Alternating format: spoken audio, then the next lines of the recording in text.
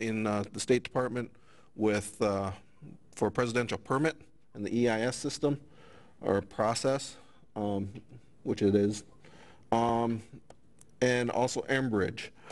This is the where I want to talk about this a little bit here is we all remember BP and the offshore oil. And that was controlled by a group called, or supervised and overseen by the MMS. What the problem there was that it was a government steering committee that was made up of all industry people. So basically it was industry people telling the government what to do and how to do it and what they were going to do. We all remember the Michigan oil spill, the Enbridge pipeline in Kalamazoo, Michigan this year. That one is covered by PHMSA, Pipeline Hazardous Material Safety Administration. Once again, PHMSA is made up of mostly, and well, over 50% of industry-led people. The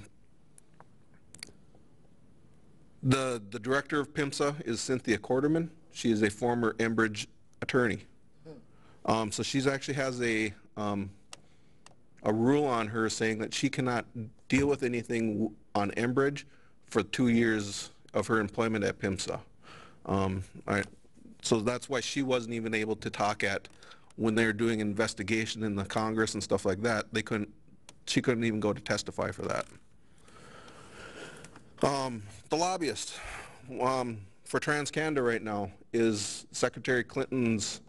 When she was running for president, that was her manager, who is now the lobbyist for TransCanada.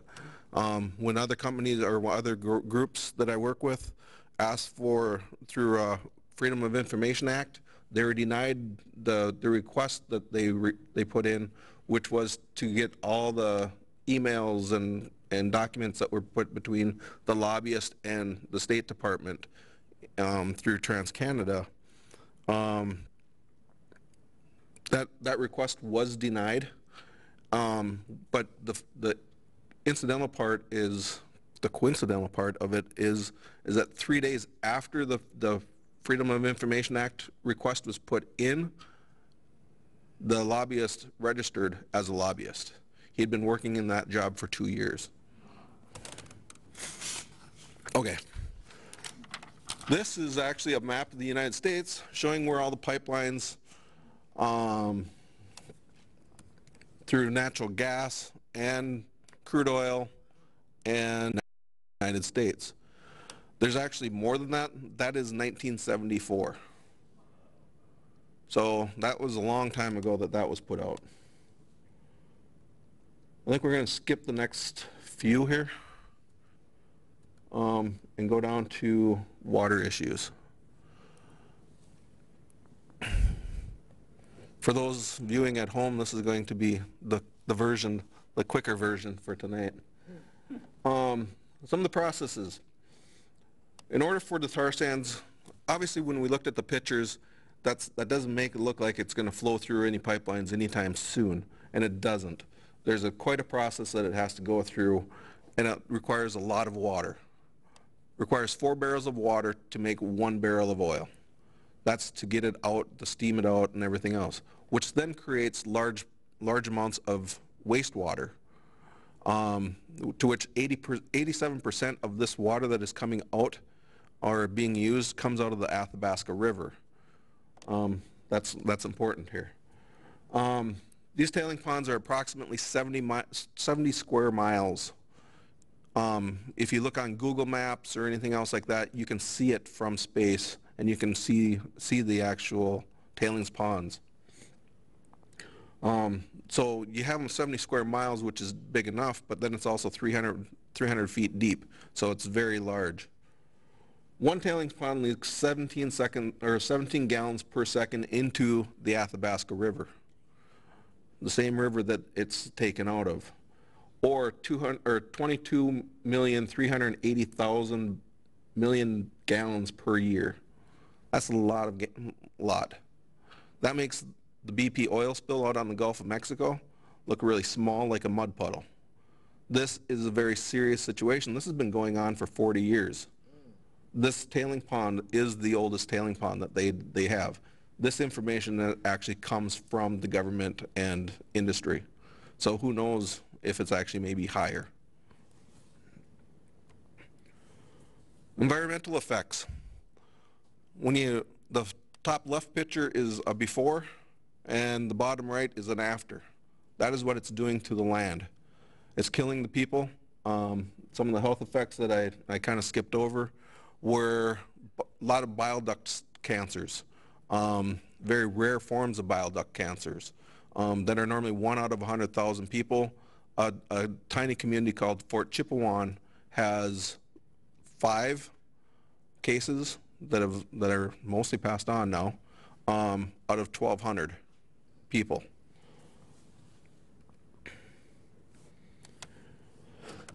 Why this is important for us in the U.S., this is a very carbon-intensive process to get oil. It consumes enough natural gas to heat 30 million homes. In 2007, tar sands produced 40 million tons of carbon emissions. That is more than most countries. On the back of, if you go around and talk to some of the Alberta government people here in DC, on the back of their business cards it says the tar sands only produces 1/1000th of the world's carbon emissions. That the tar sands produce that amount. And they make it sound like it's a good thing. It doesn't make any sense to me. Most of this oil right now is being mined out. But if you remember, President Clinton talked a little bit, or President Obama talked a couple months ago about how the tar sands are going to be greener.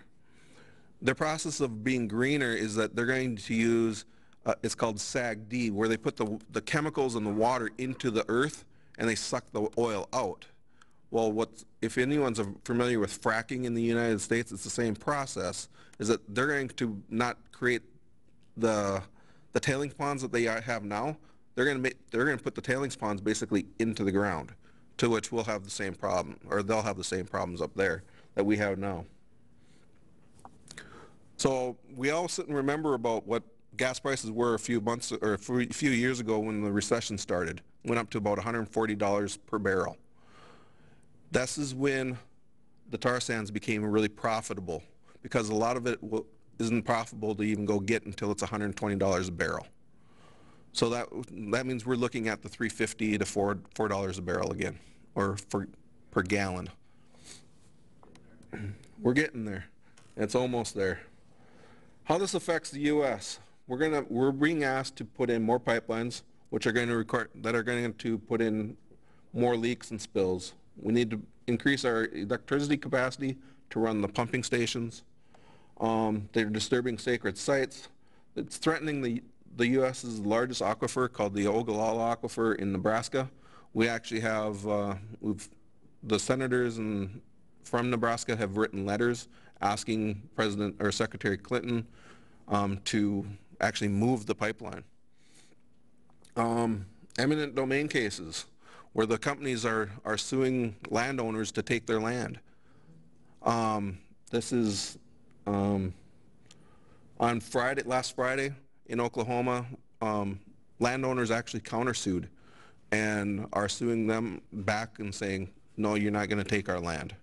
There are other people across all the states that the Keystone XL pipeline is going through that are going to be coming forward soon and saying no, and countersuing also.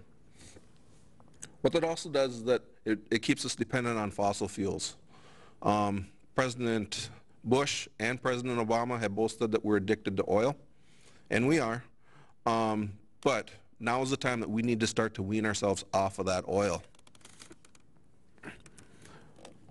That's pretty much the last slide there.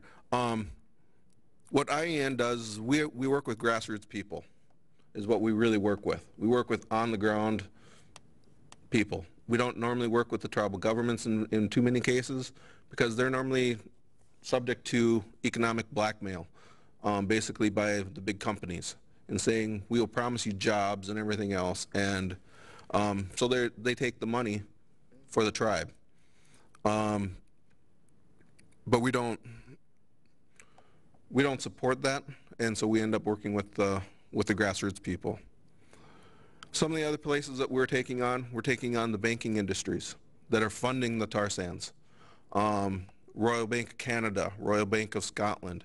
There's other groups here in the U.S. that are taking on Citibank. And we're also going across over to Europe, taking on stockholders in BP and Shell. We just got done having a staff over there doing the trade agreement between Europe and Canada, making free trade regulations so that they have easier access to do trades between Canada and Europe, basically for the tar sands. So that is where I'm going to end it for today. My information's on the screen now. But due to the lateness of everything, and we're going to be talking more tomorrow, that's where I'm going to end it for tonight.